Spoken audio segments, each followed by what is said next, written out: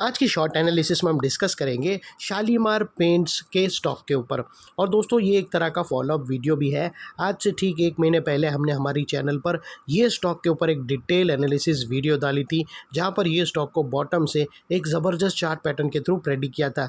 दोस्तों इसकी बॉटम पे हमने एक inverted head and shoulder pattern predict करी थी, साथों साथ मल्टीपल पॉजिटिव फैक्टर्स की एनालिसिस करके अपसाइड में इसका टारगेट फोरकास्ट किया था 12 से 15% का, जिसमें दोस्तों 12% का हमारा टारगेट ट्रिगर हुआ। और दोस्तों हमारा जो टारगेट था वहाँ से एग्जैक्टली स्टॉक, दोस्तों यहाँ एक्चुअली जो टारगेट होता है वो बहुत ही इंपॉर्टेंट एरिया होता है। वहाँ पर अगर स्टॉक फर्दर ब्रेकआउट करता है तो वहाँ पर और भी अपसाइड हायर टाइम फ्रेम के पैटर्न ब्रेकआउट होते हैं, और अगर वहाँ रिजेक्शन मिलता है तो वहाँ से डाउनसाइड रिवर्सल भी आता है। तो एग्जैक्टली दोस्तों ये स्टॉक के अंदर जो हमारा टारगेट था वो टारगेट हिट हुआ, और वहाँ से ही दोस्तों सेलिंग प्रेशर आया, और वो सेलिंग प्रेशर इतना स्ट्रॉन्ग था कि यहाँ पर उसने रिवर्सल को ही पूरा डाउनसाइड मोमेंटम में कर दिया, जिसके ऊपर आज हम फोरकास्ट करेंगे। और दोस्तों वो लिहाज से ये एक तरह का रेड अलर्ट एनालिसिस है। अगर किसी को ये स्टॉक के अंदर फ्रेश पोजीशन बनाना हो तो वो अब करंट लेवल पे तो वो अपने एडवाइज़र को पूछकर वेट कर सकता है, बिकॉज दोस्तों यहाँ पर मल्टीपल नेगेटिव फैक्टर्स ट्रिगर हो चुके हैं, जिसके तहत ये स्टॉक करंट लेवल से डीप डाउनसाइड करेक्शन दे सकता है। लेकिन फ्रेंड्स यहाँ पर कोई भी हमारी बाय सेल होल्ड रिकमेंडेशन बिल्कुल भी नहीं है। ये प्योरली एजुकेशन पर्पस से मैं अपना पॉइंट ऑफ व्यू आप लोगों के सामने शेयर कर रहा हूँ। कोई भी पोजीशन लेने से पहले अपने फाइनेंशियल एडवाइज़र को ज़रूर कंसल्ट कर लेना। और हाँ दोस्तों, जिस किसी को भी अगर हमारी वो बैक डेटेड वाली वीडियो देखनी हो, जिसके अंदर हमने वेल इन एडवांस यहाँ के अंदर ये स्टॉक के अंदर जो अपसाइड में हमने 12% कैप्चर किया, वो बैक डेटेड वाला वीडियो का लिंक यही वीडियो के डिस्क्रिप्शन में पड़ा है, जाकर तुम ज़रूर देख सकते हो। अगर एजुकेशन पर्पस से भी अगर आप देखना हो तो देख सकते हो। फ्रेंड्स अगर आप देखो तो ये वो ब्यूटीफुल पैटर्न थी जिसको हमने वेल इन एडवांस प्रेडिक्ट किया था, और ये उसकी नेकलाइन थी। ये टारगेट 1 था, टारगेट 2 था, और टारगेट 1 के पास पहुंचकर यहाँ से हमें क्लियरली एक नया रिवर्सल मिल चुका है, जिसके ऊपर आज हम की फोकस करेंगे। तो फिलहाल दोस्तों ये पॉजिटिव स्ट्रक्चर हम निकाल देते हैं। इसका टारगेट फर्स्ट आकर रिवर्सल का भी संकेत मिल चुका है, तो यहाँ पर फर्दर अपसाइड की गुंजाइश बहुत ही कम है दोस्तों। और फ्रेंड्स अगर आप देखो तो ये वो बॉटम थी जहाँ से एक ज़बरदस्त एक अपसाइड बाउंस मिला था, और वो एक अपर स्लोपिंग पैरेलल चैनल के थ्रू था, जिसके अंदर लोगों ने एक बाउंस का अपॉर्चुनिटी उठाया, जिसमें हम भी एक थे। और जब तक स्टॉक ये अपर स्लोपिंग पैरेलल चैनल में था, यहाँ पर back to back higher highs trigger हुए। फ्रेंड्स अगर आप देखो तो फर्स्ट हायर राइज यहाँ रजिस्टर हुआ, सेकेंड हायर राइज यहाँ पर हिट हुआ, और थर्ड हाई राइज यहाँ लगा। और जैसे ये upper sloping parallel channel down side में ब्रेक डाउन हुई, फर्स्ट टाइम दोस्तों इसके जो हायर हाइज थे वो लोअर लोज में थ्रेट हुए क्लोजिंग बेसिस पे, जो हमें कंफर्म करता है कि स्टॉक ऑफिशियली करेक्शन के अंदर एंटर कर चुका है। यहाँ पर हमें 2 मेजर नेगेटिव सिग्नल मिले।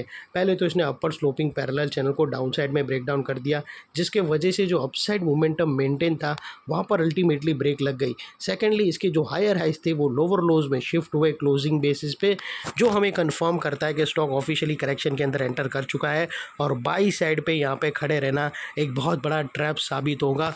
एज लॉन्ग एज हमें कोई नया हायर हाइज ना मिले या फिर पुराने हायर हाइज के ऊपर क्लोजिंग ना मिले, तब तक दोस्तों बाई यहाँ पर कम्प्लीटली अवॉइड करना एक बेस्ट डिसीजन रहेगा। और फ्रेंड्स बात कर लेते हैं यहाँ पर डाइवर्शन की। तो दोस्तों अगर आप RSI डालकर चेक करो तो आपको यहाँ पर क्लियरली नेगेटिव डाइवर्शन ब्रेकडाउन होता हुआ मिलेगा। प्राइस एक्शन के जो हायर हाई स्विंग अगर आप देखो तो वो अपसाइड में टिल्ट हुए हैं, वही RSI के देखो तो डाउन साइड में टिल्ट होकर यहाँ से हमें ब्रेकडाउन मिला है, जो एक डाउन साइड मोमेंटम पंप करेगा स्टॉक के अंदर। और फाइनली दोस्तों बात कर लेते हैं यहाँ पर चार्ट पैटर्न की। तो दोस्तों अगर आप देखो तो यहाँ पर हमें एक ज़बरदस्त पैरेलल चैनल ब्रेकडाउन होते हुए क्लियरली विटनेस हुई है।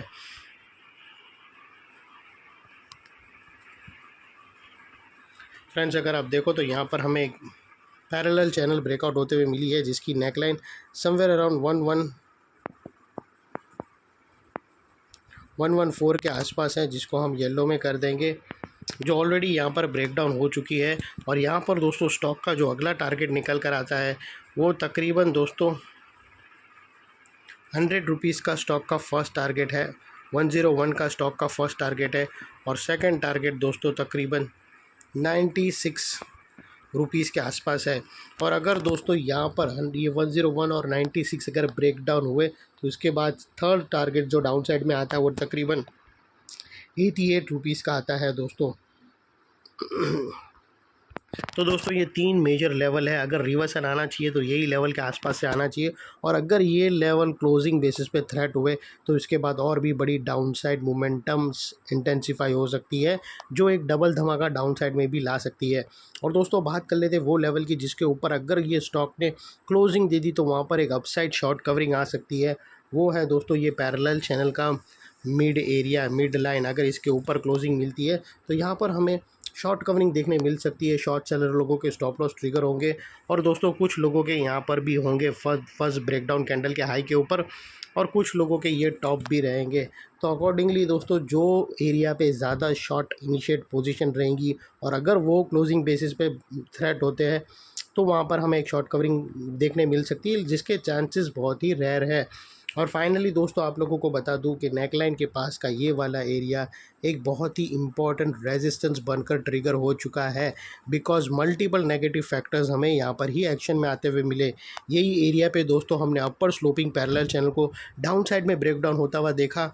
यही एरिया पे दोस्तों हमने हायर हाइस को लोअर लोज में शिफ्ट होते हुए देखे। यहाँ पर ही दोस्तों हमें नेगेटिव डाइवर्शन मिला प्राइस एक्शन और RSI के थ्रू, और यहाँ पर ही दोस्तों हमें एक पैरेलल चैनल भी ब्रेकडाउन होते हुए मिली हाई वॉल्यूम के साथ। तो ये सारे नेगेटिव फैक्टर्स के कारण नेकलाइन का ये एरिया जो अभी तक एक स्ट्रॉन्ग सपोर्ट था वो अल्टीमेटली स्ट्रॉन्ग रेजिस्टेंस बनकर ट्रिगर हुआ है, और इतने बड़े स्ट्रॉन्ग रेजिस्टेंस के ऊपर शॉर्ट सेलर लोगों का स्टॉप लॉस रहना चाहिए जो आसानी से हिट ना हो, और अगर ट्रिगर हो जाता है तो उसको सिंसियरली स्टॉप लॉस देकर ट्रेड को वाइंड अप कर देना चाहिए। ये थी हमारी short and sweet analysis friends. अच्छी लगे तो प्लीज़ चैनल को लाइक शेयर सब्सक्राइब ज़रूर करना। Thank you. जय हिंद।